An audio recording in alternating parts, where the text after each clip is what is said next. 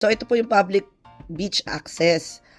Bali, dalawa po kasi yan, yung isa sa may residential. Pwede rin naman doon kaso baka may mga galit. So mas maganda dito na lang po kayo magdaan sa trail na ito. Since this is for sure public po siya. So walang magagalit dito. Wala pong karapatan may magalit kasi trail po ito. So dyan po kayo magdadaan. Nakikita nyo naman po. Pag hindi po ito yung trail, wag po kayo pumunta. Meron naman po sigurong ibang trail pero hindi ko po alam. Pero ito po yung pinaka public para hindi po tayo mapapahamak at para walang magalit sa atin. Legal ang kumuha ng oyster dyan mga besh.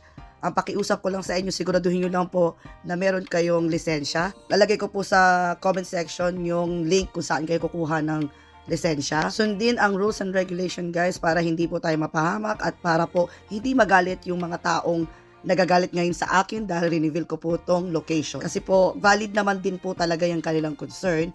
Kaya nga dapat po, wag po tayo maging abusado. Siguraduhin nyo lang na 12 lang per person at per day ang pagkuha.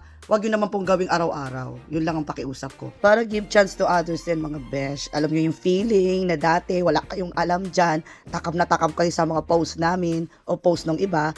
Ngayong reveal na yung location, huwag pong maging abusado. Kaya binigyan ko po kayo ng chance para ma-experience nyo rin naman po ito. Just be responsible na lang pa mga besh para hindi naman tayo mapahiya sa mga inaway ko.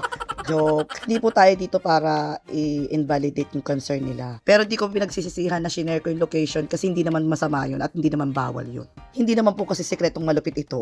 Nasa website naman po kasi talaga yan.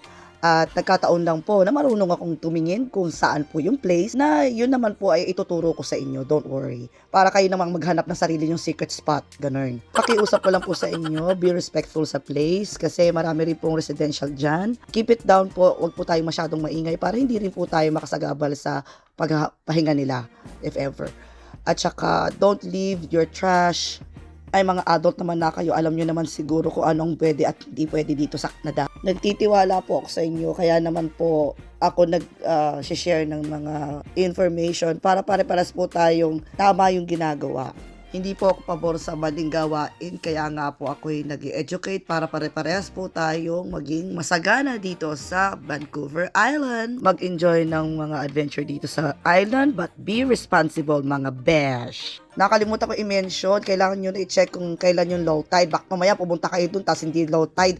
Ako ang sisihin nyo, awayin nyo ako dahil wala kayong nakuha. Don't you worry, lahat ng link ilalagay ko dyan sa comment section. At tuturo ako kayo kung paano gawin tong mga to at makikita nyo kung saan pwedeng mag-harvest. Kaya kahit nasa Vancouver kayo o nasa ibang places kayo, makakapag-harvest kayo. Hindi nyo na kailangan kaming sugurin dito sa Vancouver Island. Remember, be kind. Hindi naman tayo dito para makapag-away. Sorry sa mga na-offend ko. Ganyan lang talaga ako. Sumasagot talaga ako. Pero I'll try my best not to. Alam ko namang concern lang kayo sa ating kalikasan. At ganun din naman ako. Kaya magkaisa na lang tayo mga besh. Correct us if we're wrong, pero wag naman po sanang maging harsh. That's all, folks. Thanks for watching. Enjoy harvesting. Mwah!